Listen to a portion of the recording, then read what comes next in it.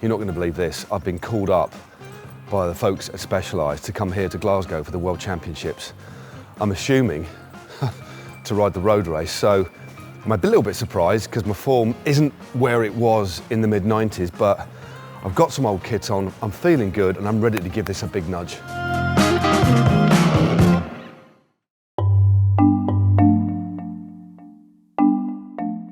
Hello? Oh, hello. Is this where I sign on for the Worlds? I don't know anything about that, but we've got a bike for you in there, Matt. Oh, right. Okay, cheers. Right, well, that one's got pedals on. It's my size. Oh, it looks brilliant. Right, I'm ready to roll. Got some shiny new kit and a shiny new bike. And I cannot wait to see how this one goes. Let's get on these guys' wheel. Hold up, chaps. I'm coming with you.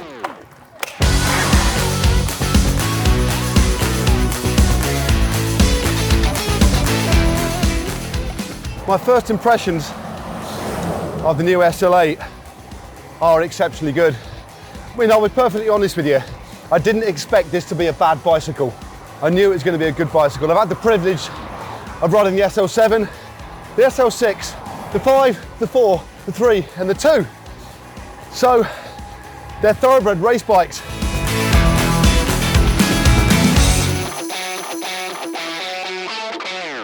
Yeah, getting on it after a few minor adjustments, get the saddle height right, I feel totally dialed, I really do.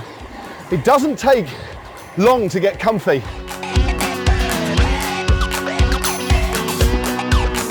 Riding this bike, do you know what? It's making me smile. It's making me hurt myself a little bit. And it's reminding me of my race days. And do you know what? It's that much fun. I'm actually thinking of maybe putting a number on again.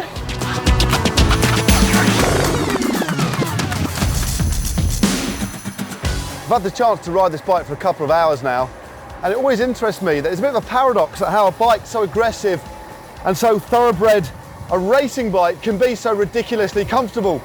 But when you think about it, the more comfortable you are, the more relaxed you are, the faster you can go, and the more at one you are with the bike.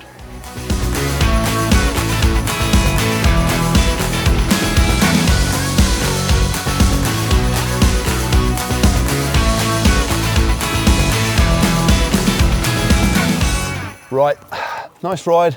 Now time for a nice brew. You can't beat a good bit of pebble dash. It doesn't slip. Time for a brew.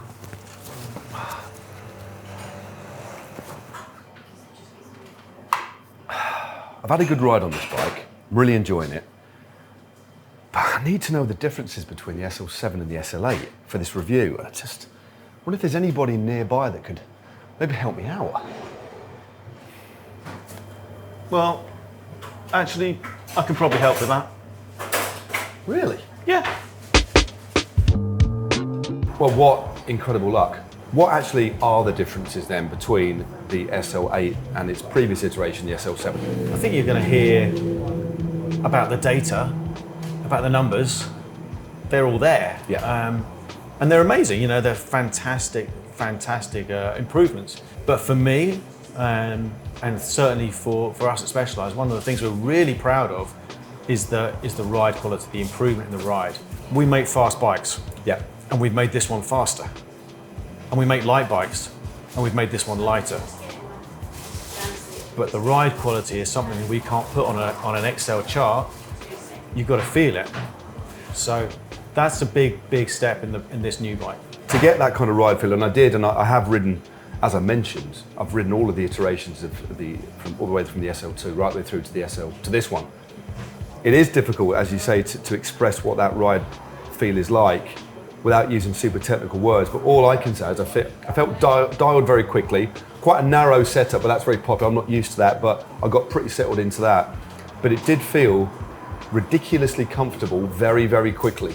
Yeah, you can build a stiff bike, but if it takes your teeth out on every bump you ride over, it's not really a fast bike.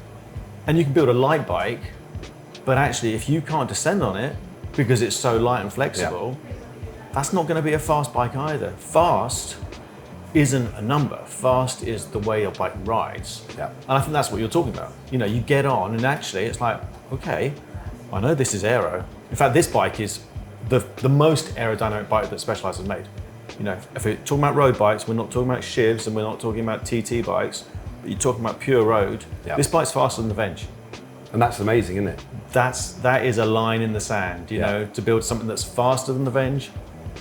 But to your point, you know, we don't say it, but it's comfortable. It is very comfy. I think that's the one thing that I think a lot of people might not get their head around, because as I say, because it looks aggressive angles. It's built to win, but you can have a lot of fun on it. Now, one of the things that when I first glimpsed the bike, the silhouette, immediately I was like, okay, where are the differences? But then upon just second inspection, I started to notice, well, the silhouette's very similar, but there are some subtle differences. The one that sprung to mind for me straight away was the subtle change in the head tube, then also the seat tube as well, just a lot narrower. When you look at the bike and you look at it, you know, maybe two-dimensional on a screen or on a piece of paper or something, you know, it's not like this is a huge leap forward in design. Yeah. But actually, everyone makes great bikes these days. You know, everyone makes great bikes. So to make a better bike, you're looking at the detail. And the detail is what we do really well with. You know, we look at things and we look to improve where it makes a difference. So this bike is more aero, but it's aero where it matters. Yeah. It's not just this big billboard, you know, it's actually subtly aero. And it's those little improvements that have given us the incremental gains that we want. And in the same way, you look at the slender look of it. You talked about the seat tube. I mean, that seat tube, that seat post, that's narrower than the frames of the past bikes. So when you take an SL8 seat post, that's narrower than an SL7 seat tube. I mean, wow, that's pretty cool. When you put it like that, that is pretty narrow, isn't it? It's almost as if the SL7 and the Athos have had a love child, and you've ended up with the SL8. If that's not an over-romanticised view, that's kind of what it looks like. It's subtle. There's a lot more slenderness to it, but it's got those aero profiles that you'd expect on a modern day bike. But the feel of it is a little bit Athos-y without being compromised from an aero perspective. So that's my feeling. Would that be something that Specialized would have wanted to achieve? Yeah, I mean, all of our bikes are evolutionary. You know, you don't start from a blank piece of paper and forget all the knowledge you've learned. You know, you learn from the Venge, you learn from the SL6, you make an improvement, it becomes an SL7. The SL7 is a fantastic bike, you know, it's an amazing, won so many titles, but the Athos has informed us and allowed us to develop something that brings some more spark, some more improvements to the SL8. So when you look at that bike, you will look at it and go, hang on, where have I seen that? And hang on, we've noticed that before in a Specialized design. And that's what the SL8 is. It's a culmination of knowledge as well as an evolution of knowledge that's really brought us to that new bike. Yeah. And I tell you, well, you know, you've just ridden the thing. It rides like a completely new bike. It's just supple without being flexy. It's fast without being harsh. And I think you were pushing it up that hill. I was. The thing about this bike that I did have with the SL7, but similarly with this, I'm not as fit as I used to be, all right? But this bike wants me to be fitter. So I kept feeling obliged to give it a nudge and putting myself perpetually in the red. But is that really a bad thing? To me, that is pure aero, because you go, okay, it wants to keep going. It's like a racehorse that actually, you just give it a little nudge and the horse will speed up again. It's like, I had to just keep backing off. On the bit riding out of Glasgow, I was trying to find that nice aero type. I'll be honest with you, I was trying to be a bit like Remco.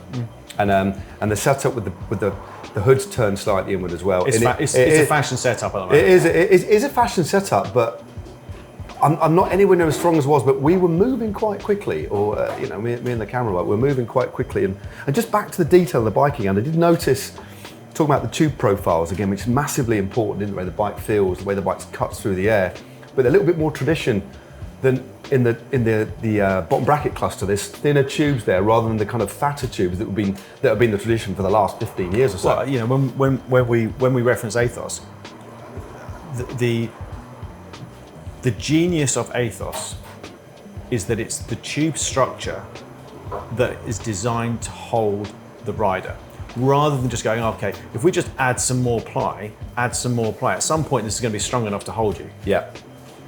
The Athos reverse engineered and went, hang on, what is the structure that can hold the mass? Yeah.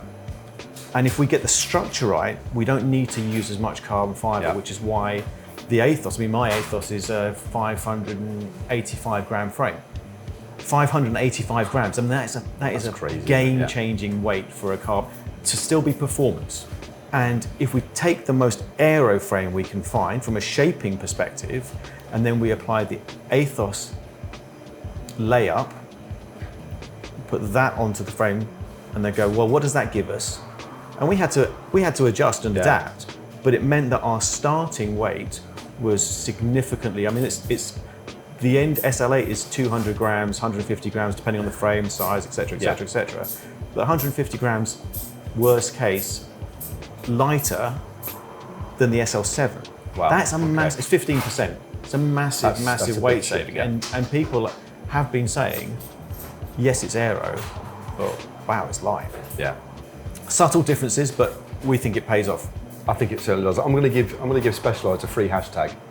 Okay, bring in the SL7 and the Athos together. You got fast, and then the Athos was a joy, fast joy. You can have that for free. Thank you.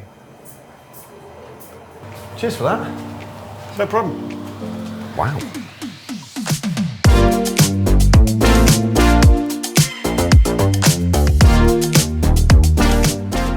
Well, we're just at the bottom of the famous climb in Scotland, one of the most famous climbs, the Crow Road. And the bottom of the Crow Road is signified by that wonderful mural of a Scottish racing icon, Robert Miller. And that signifies the time for me to at least try to give this a bit of a nudge. Warning, there could be explosions. Brackets in my legs.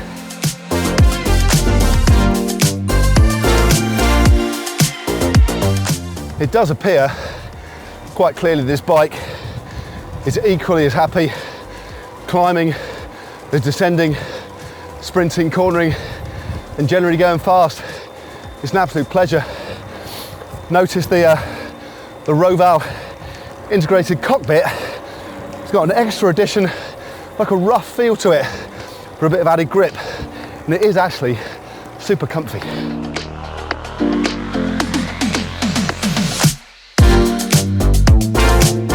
Well, I've just been asked by cameraman Ewan to tell you how I'm feeling on the climb, and the answer is it's a mixture of pleasure and pain. The bike's helping me. I tell you what, I wouldn't not want to be on this now, but thank goodness there's a flat bit and also a sheep. Yeah, mate. That one's called Clive.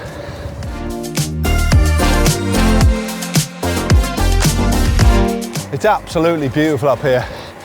On a day like this, on a bike like this is simply what bike riding's all about, isn't it? Fun, but with sore legs.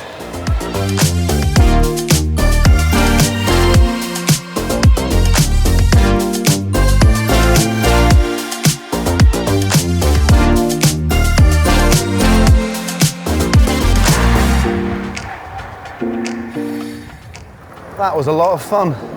It was as fast as my legs can take me, comfortable, and just brilliant to ride. And I'm a little bit reluctant to give it back, but give it back, I must. Oh well.